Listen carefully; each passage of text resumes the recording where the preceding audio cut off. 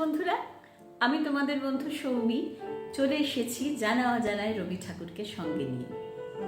আশা করি জানা অজানায় রবি ঠাকুরকে তোমরা ভুলে যাওনি। আসলে বেশ কিছুদিন বিভিন্ন ব্যস্ততার জন্য জানা অজানায় রবি ঠাকুরকে নিয়ে তোমাদের সামনে আসা হয়ে ওঠেনি। তবে হ্যাঁ, প্রমিস করছি এবার থেকে নিয়মিত আসব রবি ঠাকুরের জীবনের জানা অজানা বিভিন্ন গল্প নিয়ে। জানা অজানায় রবি ঠাকুরে সালটা 1928 আর দিনটা আজকের দিন, হ্যাঁ মানে 16ই জানুয়ারি। তো 1928 সালের 16ই জানুয়ারি গুরুদেব রচনা করলেন পূজা পর্যায়ের অন্তর্গত বিরহ উপপর্যায়ের একটি গান। তোমার আমার বিরহের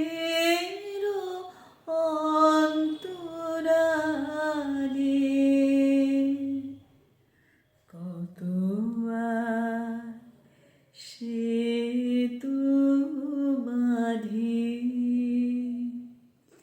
সুরে সুরে তালে তালে তোমার আমার বিরহের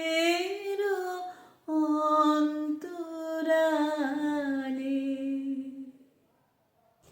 এর ঠিক 1 বছর আগে এই দিনে গুরুদেব লিখেছিলেন যে ধ্রুবপদ দিয়েছ বাঁধি।